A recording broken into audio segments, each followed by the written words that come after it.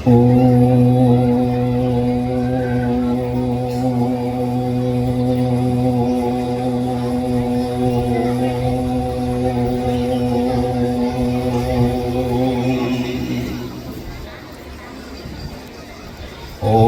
नमो ब्रह्मादिभ्यो ब्रह्म विद्या संप्रदाय कर्तृभ्यः वंश ऋषिभ्यः महदेभ्यः नमः गुरुभ्यः सर्व उपप्रवरहित ज्ञान प्रत्यगर्तु ब्रह्म एवं महामस्मै वेदात्मनाय विद्महे हिरण्यगर्भाय धीमहि तन्नो ब्रह्मा प्रचोदयात्। ओम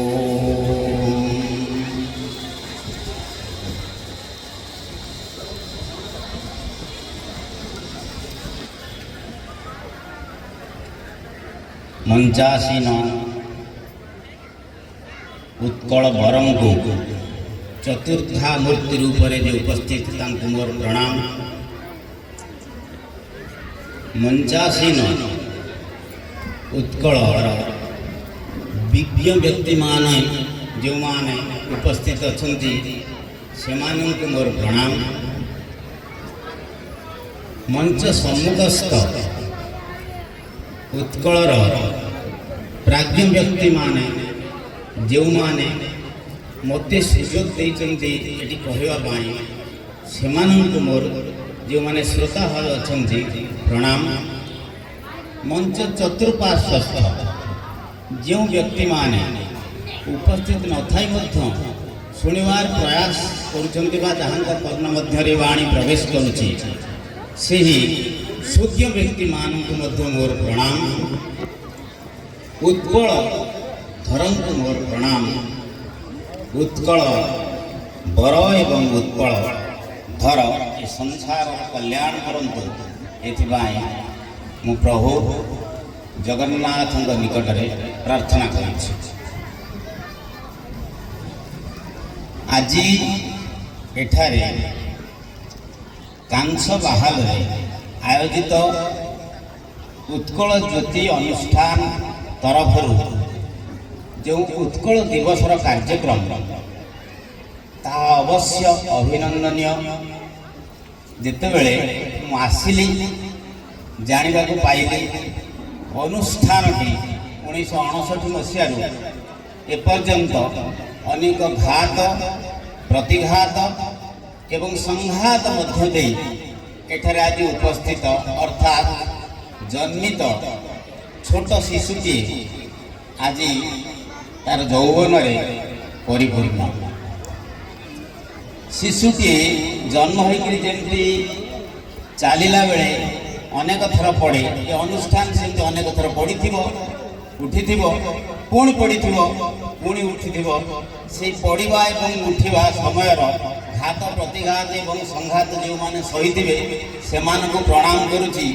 मु व्यक्तिगत भाव कहार ना नापी चाहूना प्रत्यक्ष भाव परोक्ष भाव एत भव्य आयोजन कर समस्त कर्मकर्ता आज 1959 मसीहा ठारू आज पर्यंत समस्त को ये प्रणाम करुच्ची जहाँपाई आज एत बड़ कार्यक्रम हो पारी।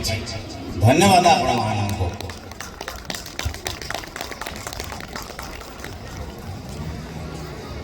मु पचारि मुझे जाए जो कहवाई पचारि मत के समय कह पड़ो मो घंटा बर्तमान मु खोलिली मत कहुई 30 मिनिट कहवाई।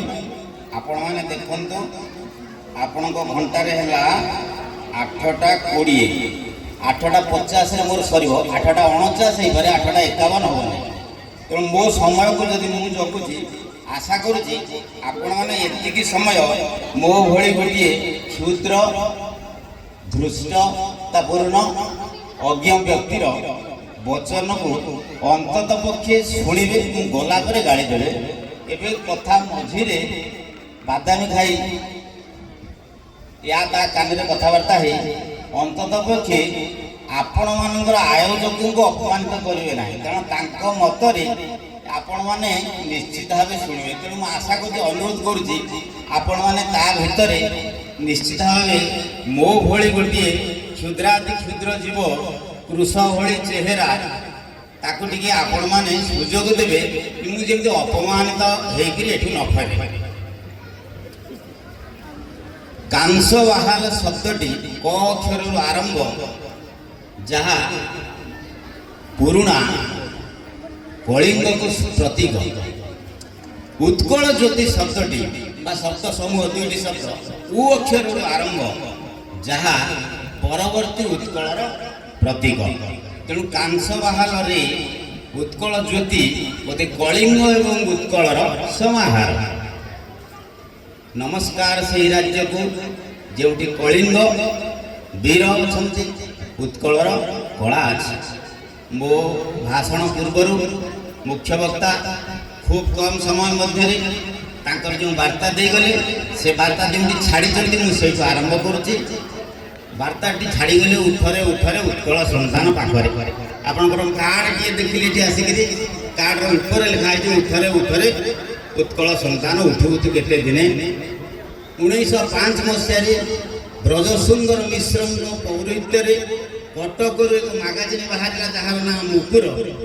ସେ ମୁକୁର ପତ୍ରିକାର ସେତେବେଳେ ଦାମ ଥିଲା 2 ଟଙ୍କା, ଯାହା 2 ମାସର ଗୋଟେ ସାଧାରଣ ବ୍ୟକ୍ତିର ଦରମା। ତାହେଲେ ସେ ମାଗାଜିନ୍ କେତେ ଗୁରୁତ୍ୱପୂର୍ଣ୍ଣ ଥିବ, କାରଣ ସେ ମାଗାଜିନ୍ରେ ଉତ୍କଳ ଗୌରବ ମଧୁସୂଦନଙ୍କର ଏହି କବିତାଟି ବାହାରିଥିଲା 1915 ମସିହାରେ, ଯାହାର ନାଁ ଥିଲା ଉତ୍କଳ ସନ୍ତାନ। ସେ କବିତାଟିରେ 15ଟି ଟୋଟାଲ ପଦ ଥିଲା ଏବଂ ଏ ଯେଉଁ ପଦଟି ମୋର ମୁଖ୍ୟ ବକ୍ତା ମୁଖ୍ୟ ଅତିଥି କହିକିରି ଗଲେ, ତାହା ହେଉଛି 12ତମ ପଦ। ପ୍ରଥମ ପଦଟି ଆରମ୍ଭ ହେଇଥିଲା ତୁବରା ବୋଲାଉ ଉତ୍କଳ ସନ୍ତାନ, ତେବେ କିମ୍ବା ଏତେ ଭୀରୁ ତୋହର ଜନନୀ ରୋଦନ କରିଲେ କହିବାକୁ କିମ୍ବା ଡର। ଏବଂ ମଧୁସୂଦନଙ୍କର ସେହି କବିତାଟି ଏଭଳି ଆଲୋଡ଼ନ ସୃଷ୍ଟି କରିଥିଲା ଉତ୍କଳ ସମାଜରେ, ଯାହା ଫଳରେ ସୁପ୍ତ ଓଡ଼ିଆ ଜାତି ଯିଏ ନିଦ୍ରିତ ହୋଇକି ଯାଇଥିଲା ତାକୁ ଜାଗ୍ରତ କରିବା ପାଇଁ ପ୍ରୋତ୍ସାହନ ଯୋଗାଇଥିଲା। ଯେଉଁଥିପାଇଁ ଉତ୍କଳ ସମ୍ମିଳନୀ ଅଗଷ୍ଟ 16, 1882 ମସିହାରେ ଆରମ୍ଭ ହେଲା। 1903 ମସିହାରେ ରମ୍ଭାରେ ହେଲା ତାର ପ୍ରଥମ ସମ୍ମିଳନୀ। ଓଡ଼ିଆ ଆକ୍ଟି ଭାଷା ନয়, ବଙ୍ଗାଳୀ ମାନଙ୍କର ଏହି ତାତ୍ସଲ୍ୟପୂର୍ଣ୍ଣ କଥାକୁ ବିରୋଧ କରି ଉତ୍କଳ ଗୌରବ ମଧୁସୂଦନ ଦାସଙ୍କ ନେତୃତ୍ୱରେ এইভাবে লেখা এইভাবে বলিষ্ঠ যুক্তি উপস্থাপন করা 1/4/1936 মସିହାରେ ভাষা ভিত্তিক প্রথম রাজ্য ভারতের সৃষ্টি হলা, যাহা উৎকল এবং পরবর্তী ওড়িশারে পরবর্তী সময়ের আমি যাহাকে ওড়িশা বলে বর্তমান কହୁছে। এবে মু আসুছি মুখ্য বক্তা এ মুখ্য অতিথি যেটি ছাড়িগলে উঠরে উঠরে উৎকল সন্তান। ମୁଁ ମୋର ଭାଷଣ ସେତିକିରେ ସୀମାବଦ୍ଧ ରଖୁଛି।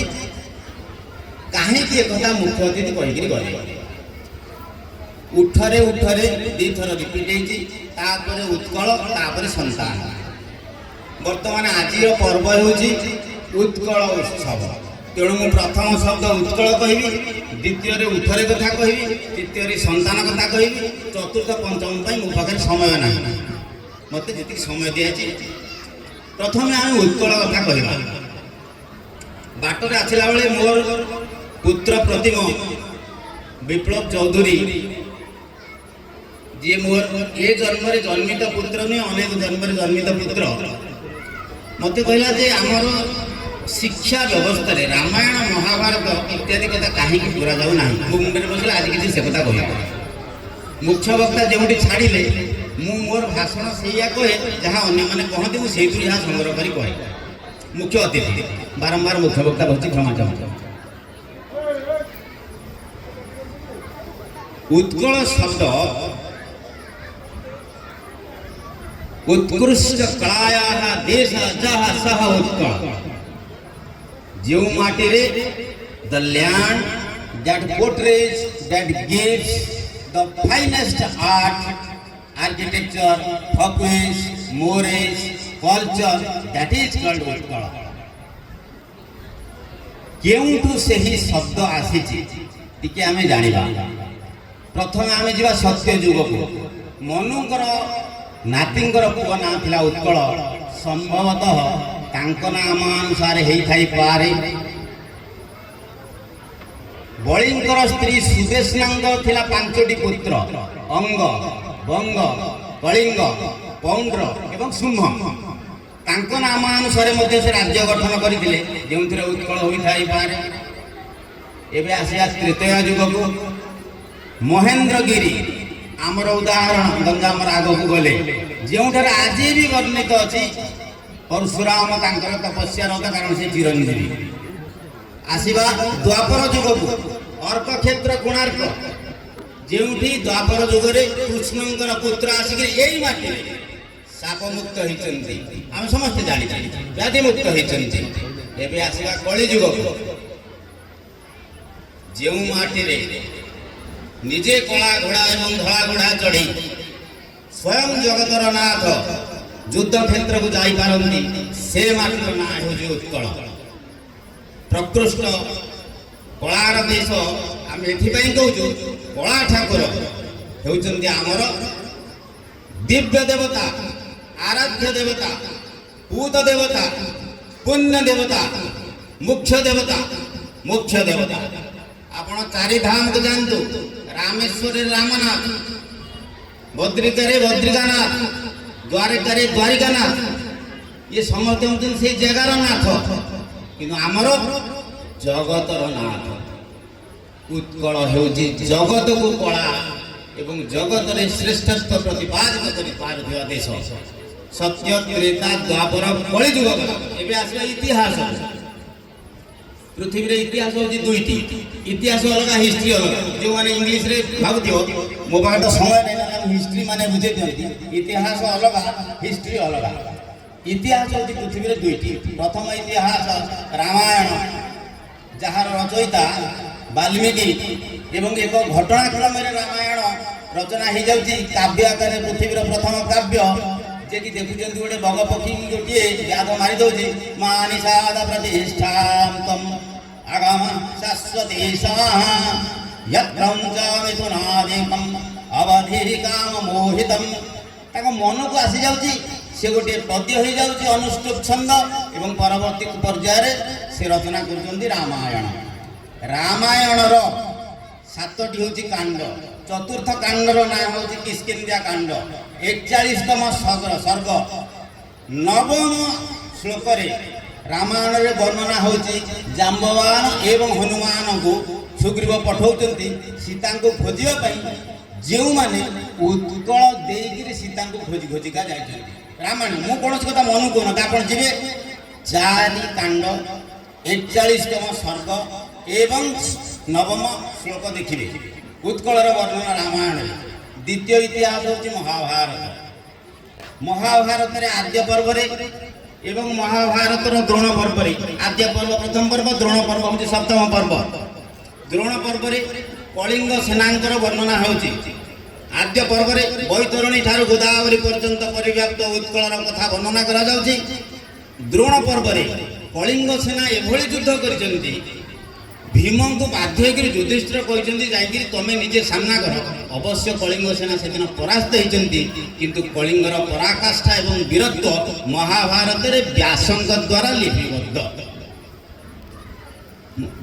ରାମାୟଣ ଗଲା, ମହାଭାରତ ଗଲା, ଏବେ ଆସିବା ପୁରାଣ। ଭାଗବତ ପୁରାଣ। ଘରେ ଘରେ ପୁରାଣର ଶ୍ରେଷ୍ଠ ପୁରାଣ ହେଉଛି ଭାଗବତ। ତେଣୁ ଭାଗବତକୁ ମହାପୁରାଣ କୁହାଯାଏ। ଭାଗବତରେ ଉତ୍କଳ ଏବଂ କଳିଙ୍ଗ 7 ବାର ଉଲ୍ଲେଖ କରାଯାଇଛି, ଏବଂ ଲେଖକ ନିଜେ ଆମର ଜଗନ୍ନାଥ ଦାସ। ଏବେ ଆମେ ଆସିବା ସଂହିତା।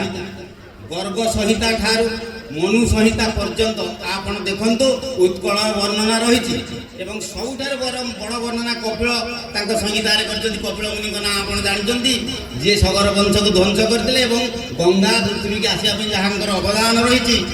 କପିଳ ତାଙ୍କ ସଂହିତାରେ ଲେଖୁଛନ୍ତି, ମୁଖ୍ୟ ଅତିଥି ଆମର କହୁଥିଲେ, ବର୍ଷାଣଂ ଭାରତ ଶ୍ରେଷ୍ଠ ଦେଶୟଂ Utkal ଶ୍ରୁତଃ ଉତ୍କଳସ୍ୟ ସମାଦେଶ।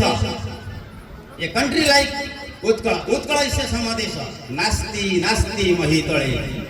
A country like Utkala, you cannot find everywhere in this universe. It is the motherland of everything. It is the sacred land. It is the divine land. It is the land of purification and divinity. Sanhita pare apna asantu. ଆପଣଙ୍କର ହରିବଂଶ। हरिवंशर 10म अध्याय ईला प्रवृत्ति देखु अंशर जन्म होती गय एवं उत्कल एवं उत्कल नाम अनुसार ये माटर नाम उत्कल होइथिबार प्रमाण मिले। हरिवंश पर आसतु काव्य रचना कले कालिदास दुईटी महाकाव्य गोटे हूँ रघुवंश आ गोटे हूँ कुमार संभव। कुमार संभव प्रथम लिखिले अस्त्युत्तर श्याम देशी देवतात्मा हिमालय नाम नगाधिराज पूर्वापरम त्रय निधि बगाय स्थित पृथिव्याय मानदंड एवं रघुवंश वर्णना कर उत्कलर व्यापकता।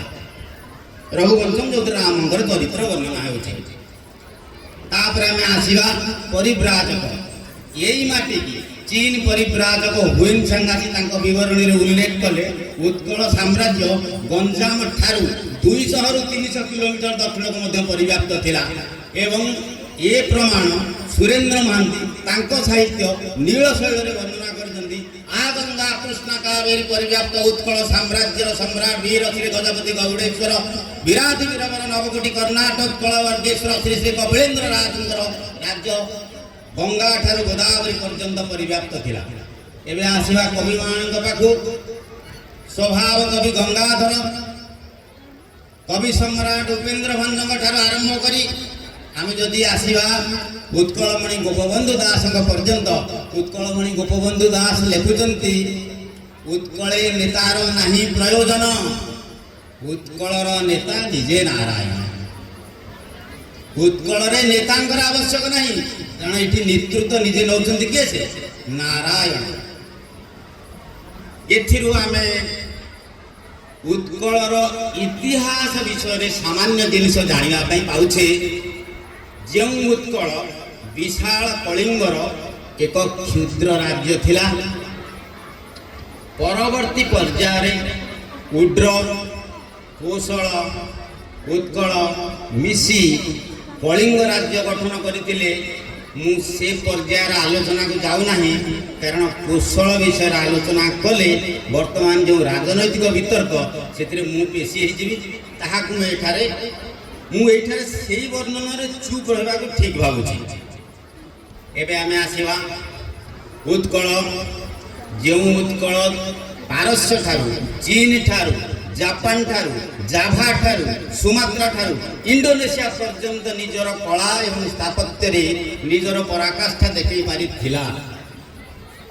जो उत्कलर वीर कलिंग युद्ध अशोक चंडाशोक को धर्माशोक करिपारिथिले जो उत्कल युद्ध करने स्वयं नारायण कला घोड़ा धला घोड़ा चढ़ी युद्ध क्षेत्र को जापारी से उत्कलर मंदिर को देखु से उत्कलर लेखा शैली को देखु से उत्कलर कला को देखु ताहा सत्य त्रेता द्वापर कली पुराणा मंदिर को जानतु शिव ब्रह्मा इंद्र वरुण कुबेर यक्ष राक्षस किन्नर समस्त वर्णना आमर मंदिर मालिनी सहर में आपण देखा पाइबे।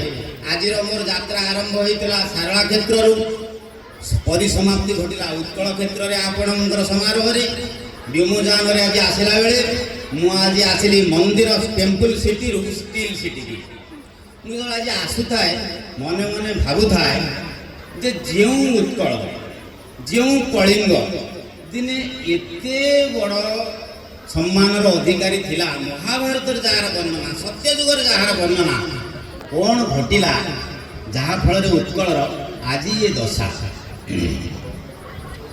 आदि शंकर गोटे कथा मोर मन पड़े आदि शंकराचार्य लिखिंट आयुर्नशति पश्यतां प्रतिदिन जाति क्षय यौवनम प्रत्ययंति गतः पुनः न दिवसा कालो जगत भक्षक। Time is so powerful that it can consume everybody. Alexander को खाईगला राम को खाईगला कृष्ण को खाईगला आमे बाकी सेमती उत्कलर जो उत्कर्षता समय क्रमे ताहा धीरे धीरे लीन हो गला।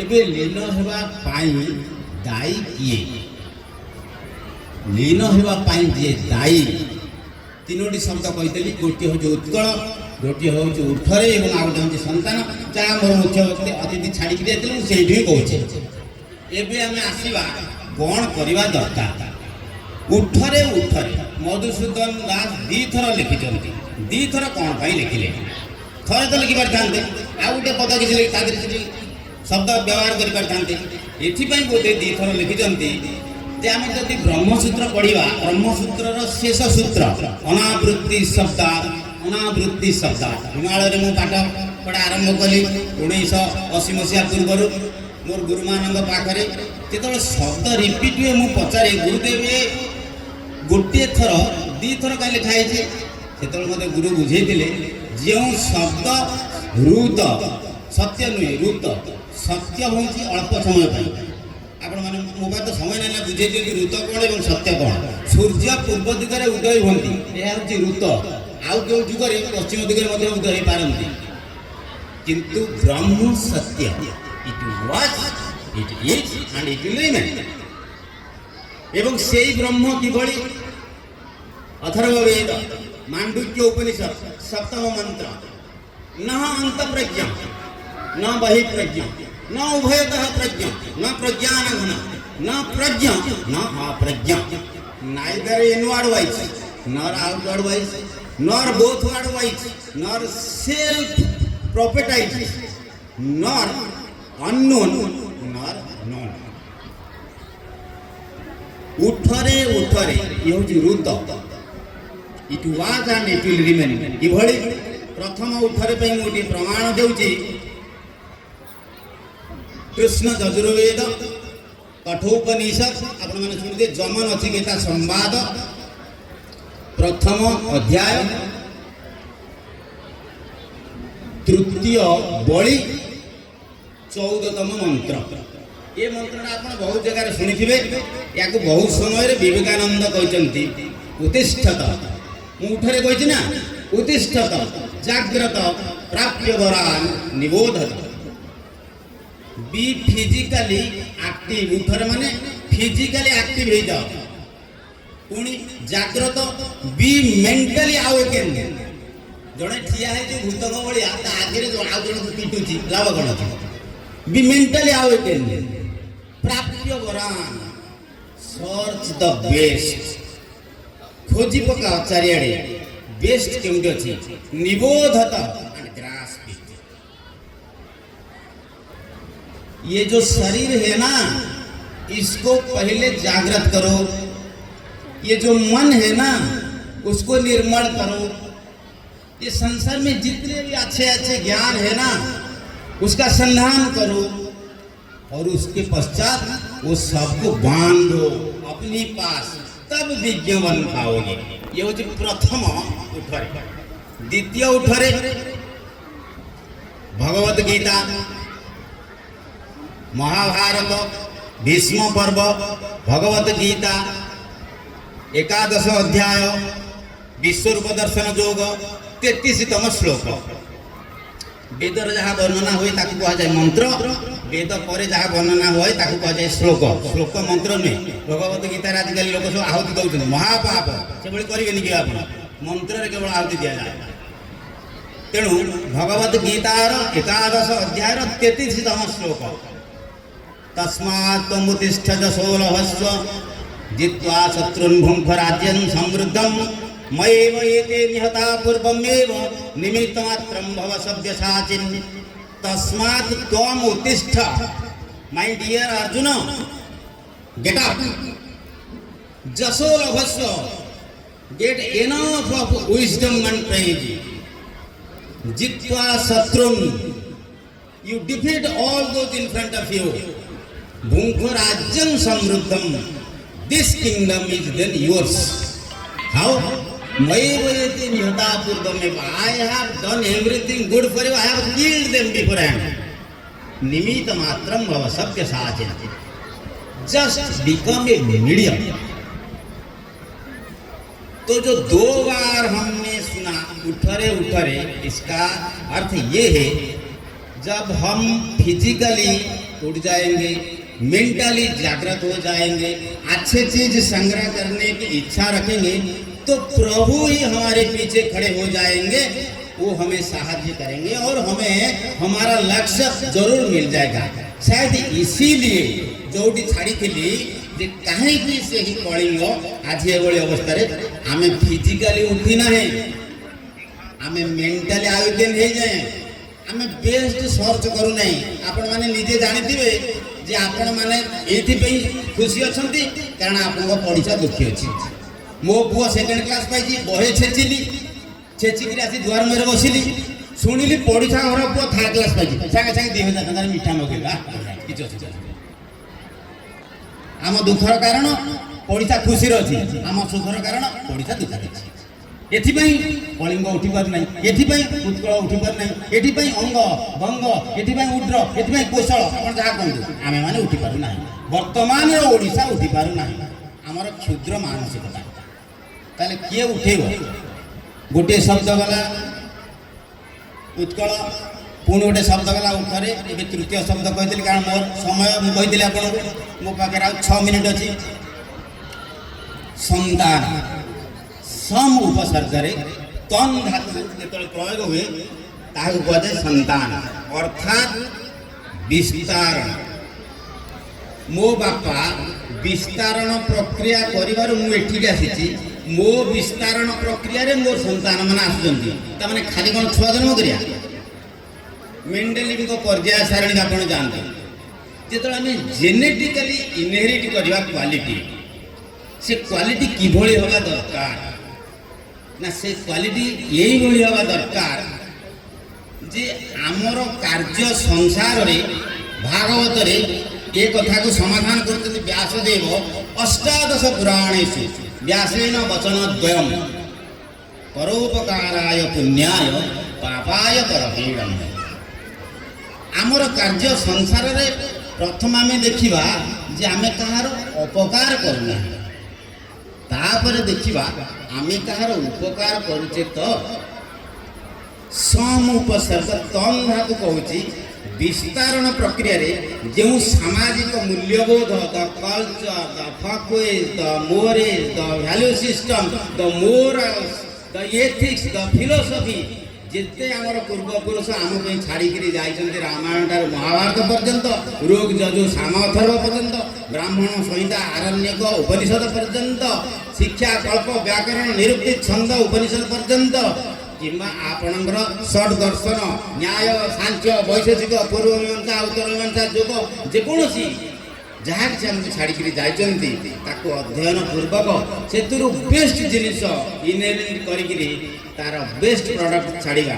ଯେମିତି ଆଜି ଆପଣଙ୍କ ସହରରେ 70 ବର୍ଷ ତଳେ ଏ ସହର ନଥିଲା, ରାଉରକେଲା ନଥିଲା, ଭୁବନେଶ୍ୱର ନଥିଲା, ତାକୁ ଆମେ ଯଦି ଆଜି ପାଇଛେ, ସେମିତି ସହରକୁ ସରସ ଏବଂ ସୁନ୍ଦର କରିବା ପାଇଁ ଗଛଟେ ଲଗାଇବା ଦରକାର ଏବଂ ସନ୍ତାନଟିଏ ଜନ୍ମ କଲେ ତାକୁ ମଣିଷ କରିବା ମଧ୍ୟ ଦରକାର।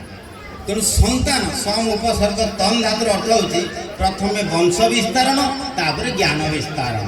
ସେ ଜ୍ଞାନ କେମିତି ବିସ୍ତାରଣ ହେବ ନା କିଛି ଲୋକ ଜୀବନରେ ବଞ୍ଚନ୍ତି କେବଳ ଉପଭୋଗ କରିବା ପାଇଁ, ଖାଇବା ପିଇବା, ମଦ ପିଇବା, ବ୍ରାଉନ୍ ସୁଗାର ଖାଇବା, ମୋଟରସାଇକେଲ ଜୋରେ ଚଲେଇବା, ଆଉ ଆମ ଅଡି ଗାଡ଼ିକି ନେଇକି ଟିକେ ଆମ ଘର ଆଗରେ ଥୋଇବା, ଆଉ ଟିକେ ସେଣ୍ଟ ଫେଣ୍ଟ ମାରିକିରି ଲୋକମାନେ ଜାଣିବେ। କିଏ କାହାକୁ ଦେଖୁଛି ଭାଇ, କିଏ କାହାକୁ ଜାଣୁଛି? ବମ୍ବେରେ ତ ମ୍ୟୁନିସିପାଲିଟିରେ ଚାକିରି କରୁଥିବା ଲୋକ ଅଡି ଗାଡ଼ି ଚଳାଉଛି। କିଏ ଦେଖୁଛି ଭାଇ ଆପଣଙ୍କର ସମ୍ବଲପୁରୀ ପାଟ 55,000? ସମୟ କାହିଁ କାହା ପାଖରେ? ତେଣୁ କିଛି ଲୋକ ଉପଭୋଗ କରୁଛନ୍ତି, କ୍ଷଣିକ ସୁଖ ପାଉଛନ୍ତି, ଆଉ କିଛି ଲୋକ ଅନୁଭବ କରୁଛନ୍ତି। ମିଛ କହିବା ପାପ, ରାସ୍ତାର ବାମ କଡ଼େ ଚାଲ, ମଦ ପିଇବା ନାହିଁ, ସେ ଅନୁଭବ କରୁଛନ୍ତି କିନ୍ତୁ ମଦ ପିଉଛନ୍ତି। ଶିକ୍ଷକଟିଏ କହୁଛି ପିଲେ କପି କରିବ ନାହିଁ, ନିଜ ପୁଅ ପରୀକ୍ଷା ଦେଲା ବେଳକୁ ବାଉଣ୍ଡରୀ ଡେଉଛି। ଡାକ୍ତର କହୁଛି ମଦ ପିଇବେ ନାହିଁ, 90% ଡାକ୍ତର ମଦ ପିଅନ୍ତି। ସେମାନେ ଅନୁଭବ କରୁଛନ୍ତି କିନ୍ତୁ ନିଜେ ପ୍ରୟୋଗ କରୁନାହାନ୍ତି। ଏମାନଙ୍କ ଦ୍ୱାରା ପ୍ରଗତି ହେଇପାରିବ ନାହିଁ। ପ୍ରଗତି ହେବ କାହା ଦ୍ୱାରା ନା ଜୀବନକୁ ଅନୁଭବ କରି ନୁହେଁ, ଜୀବନକୁ ଉପଭୋଗ କରିକି ନୁହେଁ, ଜୀବନକୁ ଉପଯୋଗ କରି। ଉପଯୋଗ ଶବ୍ଦର ଅର୍ଥ ପରୋପକାରାୟ ପୁଣ୍ୟାୟ ପାପାୟ ପରପୀଡ଼ନ। ଜୀବନକୁ ଅନ୍ୟ ପାଇଁ ଉତ୍ସର୍ଗ କରିକିରି, ମୋତେ ମାଟି ଦେଇଛି ଈଶ୍ୱର ମାଗଣାରେ, ପବନ ଦେଇଛି ମାଗଣାରେ, ଅଗ୍ନି ଦେଇଛି ମାଗଣାରେ, ସୂର୍ଯ୍ୟ ଦେଇଛି ମାଗଣାରେ, ଚନ୍ଦ୍ର ତାରା ଦେଇଛନ୍ତି ମାଗଣାରେ, ଇଏ ବିଶ୍ୱ ବ୍ରହ୍ମାଣ୍ଡ ଦେଇଛି ମାଗଣାରେ, ଏବଂ ମୁଁ କହୁଛି ଜମି ମୋର, ଏ ସାପ ମୋର। ମୁଁ ତ ଆସିଥିଲି ଏମିତି କାଲି ସକାଳେ ଆଲେକ୍ସାଣ୍ଡର ଯେତେବେଳେ ସମସ୍ତେ ଦେଖିଲେ ମୁଁ ବି ଯିବି ଏମିତି। ଆପଣଙ୍କର ଜମି କାହିଁ ଆଙ୍ଗୁଳି ଜାଗା ପାଇଁ ଆପଣଙ୍କର ଯେଉଁ ଗଣ୍ଡଗୋଳ ପରସ୍ପର ଭିତରେ ହେଇଛି ପ୍ରତ୍ୟେକ ଲୋକ ମନେ ପକାନ୍ତୁ। ଆପଣଙ୍କ ପଡ଼ିଶା ସାଙ୍ଗରେ ଆପଣଙ୍କର ଭଲ ସମ୍ପର୍କ ରହିବ, ମନେ ପକାନ୍ତୁ। 100% କହୁଛି, ଯିଏ କହୁଛି ନାହିଁ ମିଛ କହୁଛି। ପ୍ରତ୍ୟେକ ଲୋକର ପଡ଼ିଶା ସାଙ୍ଗରେ ଗଣ୍ଡଗୋଳ। ଉତ୍କଳର ପ୍ରଗତି ହଉ କେମିତି, ବିଶ୍ୱର ପ୍ରଗତି ହଉ କେମିତି। ଜଣେ ମୋର ପରିଚୟ ଦେଲାବେଳେ ମୋତେ ଯଦି ପରିଚୟ ଦିଆଯିବ ଏବଂ ମୁଁ ସେ ପରିଚୟର ପରିଚାୟକ ନୁହେଁ, ତାର ସେ ପରିଚୟ ମୂଲ୍ୟହୀନ। ଯାହା ମୋ ବିଷୟରେ କୁହାଗଲା ତାହା ଆକ୍ଚୁଆଲି ମୋର ପରିଚୟ ନୁହେଁ। ଗାନ୍ଧୀ, ମୁଁ ଯାଇଥାଏ ଗୁଜୁରାଟ ଗାନ୍ଧୀଜୀଙ୍କ ଆଶ୍ରମକୁ ଆଉ 3 ମିନିଟ୍। ସେତେବେଳେ ସେଠି ଗୋଟେ ଦେଖିଲି ଲେଖା ହେଇଛି ଗାନ୍ଧୀଜୀଙ୍କ ଆଶ୍ରମରେ my life is my message. ଆରେ ଗାଁରେ ସବୁଦିନ ଘଣ୍ଟି ବଜେଇକିରି ପୂଜା କରୁଥିବା ଲୋକଟି ସନ୍ଧ୍ୟାବେଳେ ମଦ ପିଇଲେ କିଏ ତା କଥା ଶୁଣିବ? ଗାଁରେ ପ୍ରତ୍ୟେକ ଦିନ ଜାଲ ଧରିକି ଯାଇ ମାଛ ଧରିଥିବା ଲୋକଟି ଯଦି ପରର ଉପକାର କରେ କିଏ ତା କଥା ନ ଶୁଣିବ? ଇଏ ବ୍ରାହ୍ମଣଟି କେବେ ମାଛ ଖାଏ ନାହିଁ, ଇଏ ବ୍ରାହ୍ମଣଟି କେବେ ହେଲେ ସୂର୍ଯ୍ୟୋଦୟ ଦେଖେ ନାହିଁ, ତା ପୂର୍ବରୁ ଗାଧାଏ, ଏତେ ମୋଟା ପଇତା, କିନ୍ତୁ 5 ଟଙ୍କିଟେ ଦେଲେ ଶୋଧେ, କହେ 15 ଟଙ୍କା ଦିଅ। କିଏ ତା କଥା ଶୁଣିବ? ମେସେଜ ଗ୍ରହଣ କିଏ କାହିଁ କରିବ? ତେଣୁ ଯେତେବେଳେ ଜୀବନରେ ମୁଁ ଯାଇକରି ଚେଷ୍ଟା କଲି ଯେ ମୁଁ ଦିନେ ଫାଷ୍ଟ ହେବି, ମୁଁ ଗଲାବେଳକୁ ଜୀବନ 2 ଧାଡ଼ି ହେଇକରି ଠିଆ ହେଇଥାନ୍ତି।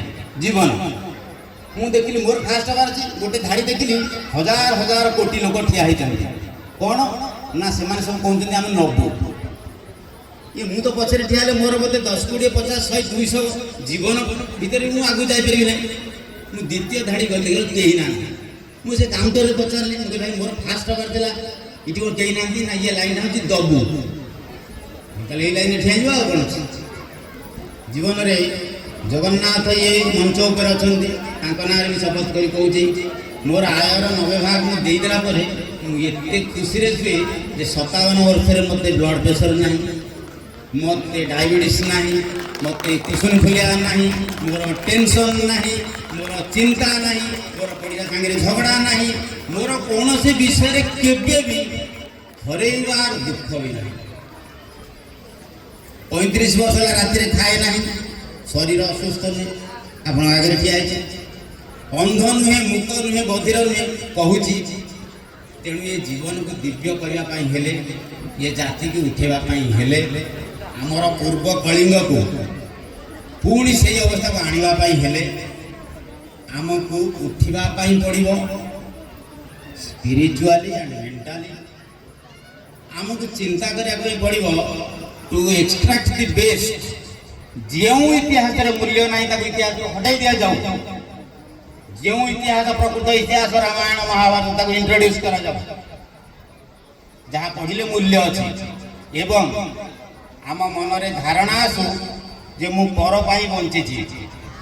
ଯେଉଁ ଦିନ ଈଶ୍ୱର 1 ମିନିଟ୍ ପାଇଁ ଏ ବାୟୁକୁ ବନ୍ଦ କରିଦେବେ, ସେଦିନ ମୋର ଅଡି, ମର୍ସିଡିଜ୍, ବେଞ୍ଜ, ରୋଲ୍ସ ରଏସ୍ ସବୁ ଯାକ କାମରେ ଆସିଯିବ। ତେଣୁ ଆପଣମାନଙ୍କୁ ଅନୁରୋଧ, ଆମମାନେ ସମସ୍ତେ ଚାଲନ୍ତୁ ଏ କଳିଙ୍ଗ ଉତ୍କଳ ରାଜ୍ୟ ଯାହା ଆଜି ଓଡ଼ିଶା ନାମରେ ଖ୍ୟାତ, ସେ କେଉଁ ଦଳ ଶାସନ ଅଛନ୍ତି ତା ସାଙ୍ଗରେ ଆମର କିଛି ନେବାର ଦେବାର ନାହିଁ। ଆମର ସମସ୍ତେ, ଆମେ ସମସ୍ତଙ୍କର ଚାଲ ସମସ୍ତେ ହିଁ এই কলিঙ্গর, এই উৎকলর, এই ওড়িশার মঙ্গল কামনা করিবা। পুଣି ওড়িশা তার হৃদ গৌরব ফেরি পাইব। আপন মানଙ୍କୁ ସମସ୍ତଙ୍କୁ ଯେଉଁମାନେ ଧୀର ସ୍ଥିର ଭାବେ ବସି ମୋ ଭଳି ଅକିଞ୍ଚନ ଅଜ୍ଞର ବିଚିତ୍ର କଥା ସବୁ ଶୁଣିଲେ ବା ବୋର୍ ହେଲେ, ସେଥିପାଇଁ କ୍ଷମା ଚାହୁଁଛି, ନମସ୍କାର କରୁଛି। ପୁଣି ମଞ୍ଚରେ ଅଧିଷ୍ଠିତ ଦେବ ଜଗନ୍ନାଥଙ୍କୁ ନମସ୍କାର କରୁଛି। ଆପଣଙ୍କୁ ସମସ୍ତଙ୍କୁ ନମସ୍କାର କରୁଛି ଏଥିପାଇଁ ଯେ ଆପଣମାନେ ଏତେ ଭବ୍ୟ ଆୟୋଜନ କରିପାରିଛନ୍ତି ଏବଂ ଆଶା ରଖୁଛି ଯେ ଭବିଷ୍ୟତରେ ଏହି ଅନୁଷ୍ଠାନ ଆଗକୁ ଏବଂ ଆଗକୁ ଏବଂ ଆଗକୁ ଅଗ୍ରେ ଧାବତି ଧାବତି ଚରୈବେତି ଚରୈବେତି ନେତି ନେତି ଏହି ନ୍ୟାୟରେ ଆଗକୁ ଆଗକୁ ବଢ଼ି ଚାଲିବ। ଜୟ ଜଗନ୍ନାଥ। ଓಂ ସ୍ୱସ୍ତି ପ୍ରଜାଭ୍ୟଃ ପରିପାଳୟନ୍ତମ୍ न्यायेन मार्गेण महिं महिषाः गोब्राह्मणेभ्यो शुभमस्तु नित्यं लोकाः समस्ताः सुखिनो भवन्तु। ओम नमो नारायण।